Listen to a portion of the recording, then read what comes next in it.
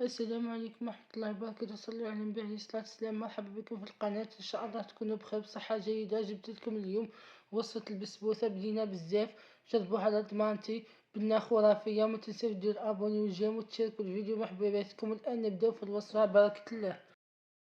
زوج عظام وكاس غير ربع سكر. دوكا نخلطو بالباطير ونزيدو السكر. بعد ما داب السكر حطولو كاس زيت، نخبط بالباطير،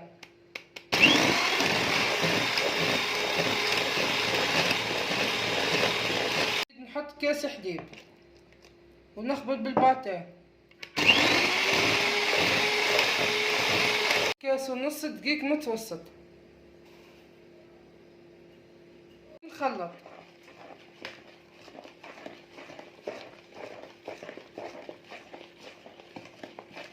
نحط 1.5 خميرة كيميائية،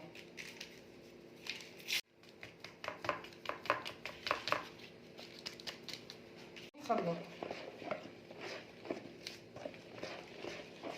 نزيد نحط كاس دقيق متوسط ونخلط. كيفاش يجي قوامة الخليط؟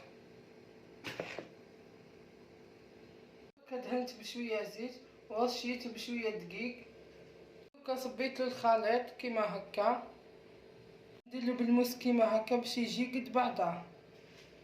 نحطو يطيب في درجة حرارة 180 درجة. ندير الشربات، نحط 2 كيسان سكر ب4 كيسان ما،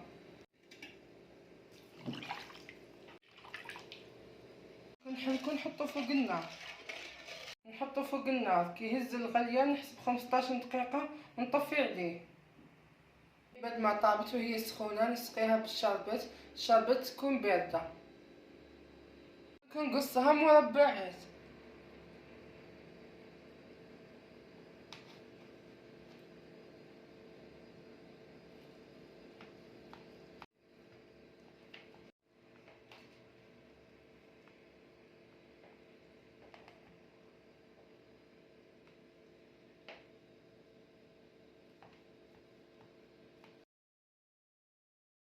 وهذا هو الشكل النهائي، جات بنينة وتذوب في الفم.